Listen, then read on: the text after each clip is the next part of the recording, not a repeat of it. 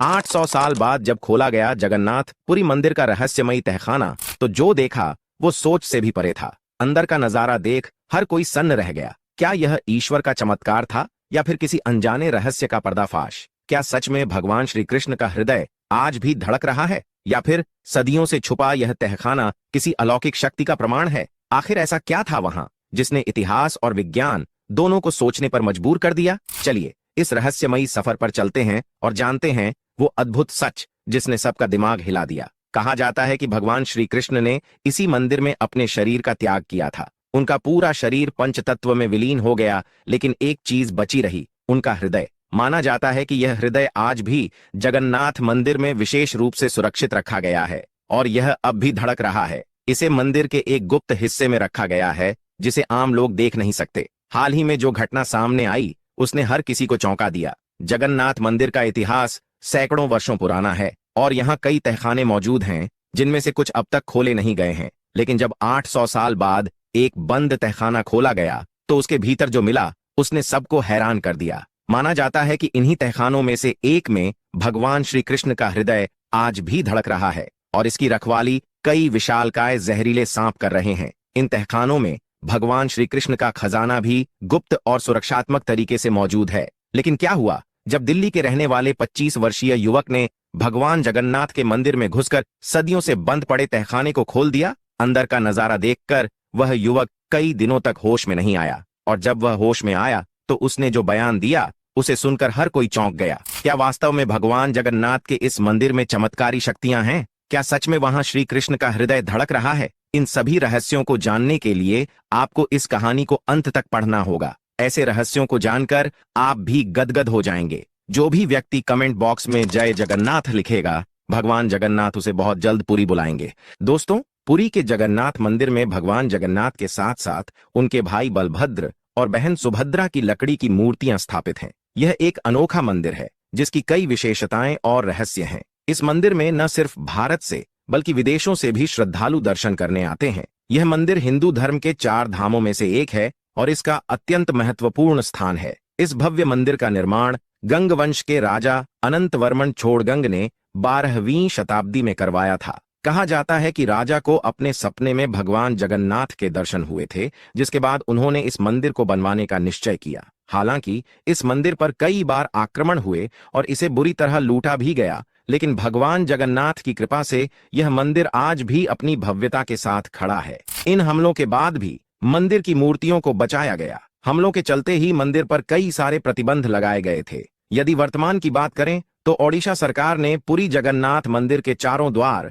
एक बार फिर खोलने का निर्णय लिया था। पुरी के जगन्नाथ मंदिर में भगवान जगन्नाथ के साथ साथ उनके भाई बलभद्र और बहन सुभद्रा की लकड़ी से निर्मित मूर्तियां स्थापित हैं। मंदिर में आने वाला हर भक्त एक अनोखी घटना का अनुभव करता है। कहा जाता है कि जब कोई श्रद्धालु सिंह द्वार की ओर बढ़ता है तो समुद्र की लहरों की आवाज स्पष्ट रूप से सुनाई देती है, लेकिन जैसे ही वह सिंह द्वार के भीतर प्रवेश करता है, लहरों की आवाज अचानक बंद हो जाती है। यह रहस्य आज भी लोगों को हैरान कर देता है। जबकि मंदिर समुद्र के बिल्कुल पास स्थित है और वहां 24 घंटे लहरों की आवाज गूंजती रहती है, परंतु जैसे ही भक्त मंदिर में कदम रखते हैं, लहरों की आवाज पूरी तरह शांत हो जाती है। साथ ही जगन्नाथ मंदिर के शीर्ष पर लगा झंडा भी एक अद्भुत रहस्य समेटे हुए है। कहा जाता है कि यह झंडा हवा की विपरीत दिशा में उड़ता है। माना जाता है कि इस मंदिर का झंडा रोजाना बदला जाता है और यदि किसी दिन यह झंडा नहीं बदला गया तो मंदिर को पूरे 18 सालों के लिए बंद कर दिया जाएगा।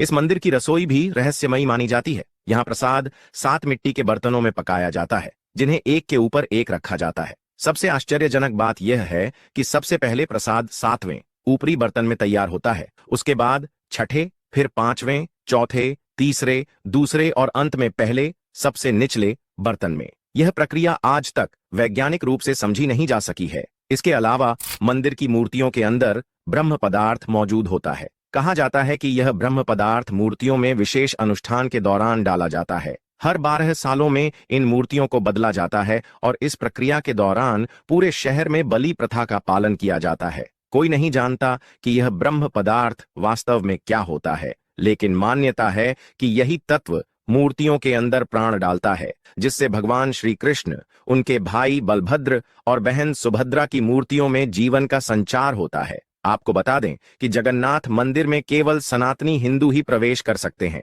इस मंदिर में गैर हिंदुओं के प्रवेश की अनुमति नहीं है। मंदिर के एक गुप्त तहखाने में स्थित रत्न भंडार को साल 2024 में खोला गया था, जहां अमूल्य खजाने और रत्नों से भरी सामग्रियां मिली। इनमें भगवान श्री कृष्ण के आभूषण, पोशाकें और दुर्लभ रत्न शामिल थे। इतिहास में कई बार जगन्नाथ मंदिर को नष्ट करने के प्रयास हुए हैं। औरंगजेब ने इस मंदिर को तहस नहस करने का आदेश दिया था, लेकिन मंदिर अडिग रहा। इसके अलावा भी कई आक्रमणों के बावजूद यह मंदिर कभी नहीं ढहा और आज भी अपनी भव्यता के साथ खड़ा है। मुगलों द्वारा कई बार मंदिर को नष्ट करने की कोशिश की गई, लेकिन यह मंदिर कभी ध्वस्त नहीं हुआ। हालांकि एक समय ऐसा भी आया जब यह मंदिर पूरे 18 सालों तक बंद रहा। माना जाता है कि भगवान जगन्नाथ जी जब मंदिर में बीमार हो जाते हैं तो डॉक्टर खुद उनके स्वास्थ्य की जांच करने आते हैं। जब डॉक्टर स्टेथोस्कोप को भगवान जगन्नाथ जी के हृदय पर रखते हैं तो उसमें साफ साफ दिल की धड़कन सुनाई देती है। ज्येष्ठ पूर्णिमा के दिन भगवान जगन्नाथ जी की स्नान यात्रा होती है, जिसमें वे हजारों बार स्नान करते हैं। इस दौरान भगवान को पूरे दिन धूप में खड़ा रहना पड़ता है और फिर ठंडे पानी से स्नान कराया जाता है। ठंड और गर्मी के प्रभाव से भगवान बीमार हो जाते हैं और उन्हें बुखार आ जाता है। इसी कारण मंदिर 15 दिनों तक बंद रहता है और भगवान जगन्नाथ जी अपने शयन कक्ष में विश्राम करते हैं। इसी बीच दिल्ली के रहने वाले अनुज श्रीवास्तव, जो सनातन धर्म और प्राचीन मंदिरों के रहस्यों में गहरी रुचि रखते थे, इन रहस्यमय घटनाओं की सच्चाई जानने के लिए जगन्नाथ मंदिर पहुंचे। अनुज ने उन मंदिरों के रहस्यों से भरी किताबें पढ़ी थीं। उसने कई मंदिरों के रहस्यों को जाना, परखा और उनकी तह तक जाने की कोशिश की, लेकिन उसे सबसे बड़ा रहस्य भगवान जगन्नाथ जी के मंदिर में मिला। जब उसने पढ़ा कि आज भी भगवान जगन्नाथ जी का दिल धड़क रहा है और मंदिर के कई तहखाने वर्षों से बंद पड़े हैं, तो उसके मन में यह गुत्थी सुलझाने की इच्छा जागृत हुई। रहस्यों को जानने की ललक के चलते अनुज भगवान जगन्नाथ जी के मंदिर पहुंचा। जैसे ही उसने मंदिर में प्रवेश किया, उसने अपनी आंखों से कई रहस्यों को महसूस किया। मंदिर के अंदर जाते ही समुद्र तल की आवाज पूरी तरह से गायब हो गई। यह बात उसे बेहद अजीब लगी। एक मंदिर जो समुद्र के तट पर स्थित है, फिर भी उसके अंदर जाते ही समुद्र की लहरों की कोई आवाज क्यों नहीं आती। इसके अलावा उसने देखा कि मंदिर के ऊपर स्थित ध्वजा को रोजाना बदला जाता है। यह कोई साधारण ध्वजा नहीं थी, बल्कि कई 100 फीट लंबी थी। लेकिन सबसे हैरान कर देने वाली बात यह थी कि मंदिर के शिखर पर चढ़ने वाला व्यक्ति किसी एक्सपर्ट की तरह बड़ी तेजी से ऊपर चढ़ता और ध्वजा को बदल देता। और जब अनुज ने ध्यान से देखा तो उसे समझ आया कि ध्वजा हवा की दिशा के विपरीत उड़ रही थी। यह नजारा देखकर वह अचंभित रह गया। यह तो एक साक्षात चमत्कार था। इसके बाद जब अनुज मंदिर के अंदर गया और भगवान जगन्नाथ जी, उनके भाई बलभद्र और बहन सुभद्रा के दर्शन किए, तो उसे उनकी मूर्तियों में एक अलग ही दिव्य तेज महसूस हुआ। लेकिन अनुज का असली मकसद कुछ और था। उसे मंदिर का तहखाना ढूंढना था।